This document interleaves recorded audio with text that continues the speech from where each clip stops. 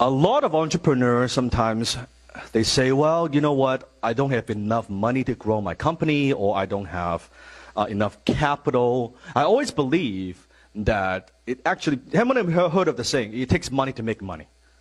And sometimes it does, sometimes it doesn't. But from my experience, because when I first started my own business, I had no money. I didn't have capital to grow my own business. So I thought, well, is that true? At first, I believe it was true, but later on in my career, I learned that actually it's not true, because I believe that if you cannot make money without money, you probably cannot make money with money. Write that down. If you cannot make money without money, you probably cannot make money with money. Because when you have no money, how many ever had this experience? When you were getting started, you had, maybe bootstrapping and you had not enough capital, but somehow you come up with an idea, you come up with the strategies, you make things work. And that happened and you got some sales. How many had that experience? Yeah, because it forces you to be what? To be think out of this box, right? Creative. So, repeat after me. I don't need money. I need a better strategy. Again, I don't need money. I need a better strategy. Once more, twice as loud. I don't need money. Let me tell a story. There was this flower shop owner. His name is Matt. And Matt, one day, he owns this flower shop in his little town, and it's been doing well for a number of years. And one day, he got approached by his competitor, an older gentleman. Wanted to sell his flower shop to Matt because he's getting old, wants to retire, travel the world. And Matt said, well, okay, if I buy this flower shop, I would own both flower shop in town, and basically I'll be monopoly. Everybody would be buying from me only. This is great. Well, how much you want the flower shop? How much are you asking for? The older gentleman, the flower shop owner, said, well, I want $50,000. I don't have $50,000. Well, that's my asking price. If you want to buy my flower shop, it's $50,000. Okay. So Matt doesn't have the money, but he said, well, but I want to buy. And he went home, talked to the wife. Well, can we get line of credit? Can we borrow money? What can we do? Because I can see if we can double the business if we can just buy this flower shop. Couldn't come with a solution. The wife thought it was crazy.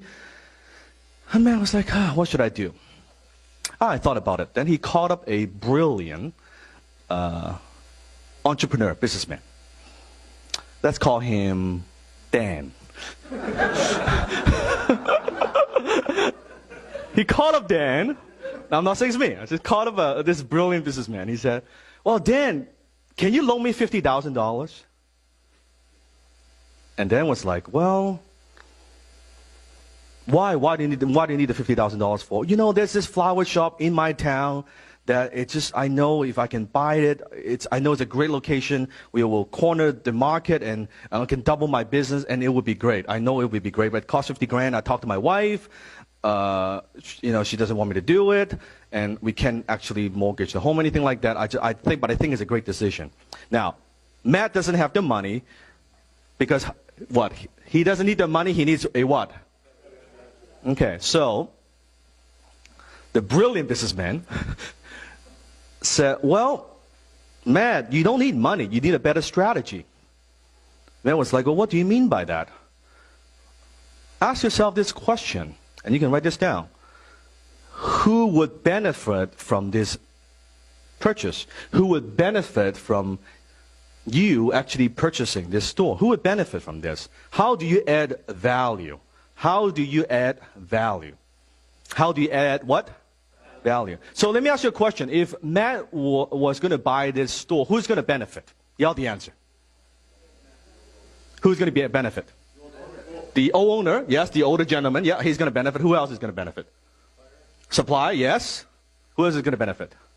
Maybe Matt himself, because double the business, right? Maybe the customer, because now they can better run business, better service, who knows? So, as this businessman is asking about Matt, okay, who would benefit? Who would benefit? Matt said, well, I guess all these people. Then he asked Matt, well, Matt, let me ask you this. How much wholesale business are you putting through your flower shop right now per year? How much? Well, he said about $125,000 a year. That's what I buy from my supplier. Okay, how many suppliers do you buy from? Well, I only buy from one. So the supplier is getting how much business a year? $125,000, right? Okay, so Matt, you don't need money, you need what I want you to do is I want you to talk to your supplier. I want you to go to your supplier and you would ask them this, and this is how you would do the pitch. Mr. Supplier, we've been doing business for the last 10 years. I've always been a very good customer. You supply to me your flowers. I love them. Our customers love them. I give you about, $125,000, give or take, business a year. Here's now an opportunity. Here's what I want to do. I don't want to just give you $125,000 a year business. I want to give you $250,000 a year in business. But in return, what I want to do is I want to sell you the exclusive rights to provide for my flower shop for the next 5 years. And in return, all I'm asking is $25,000 from you. And I'll give you $250,000 a year worth of business. What do you think? Now, what does the supplier say? Like, no brainer, right?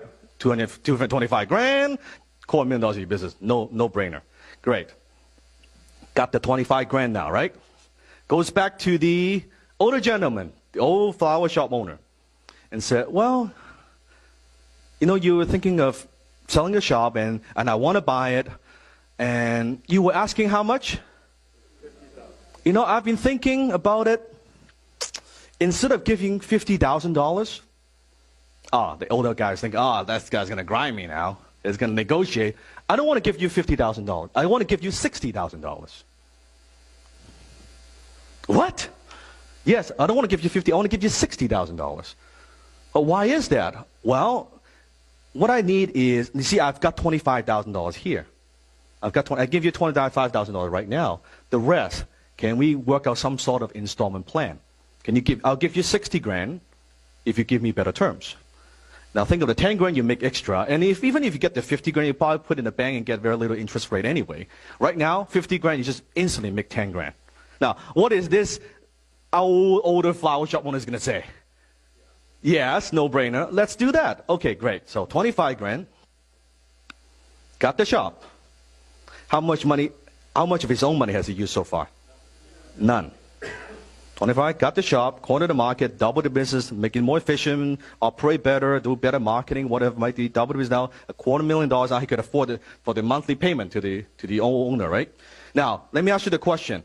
Is this old owner happy? Yes or no? Yes. Okay. Is the supplier happy? Yes. Is Matt happy? Yes. Because you don't need money, you need a better.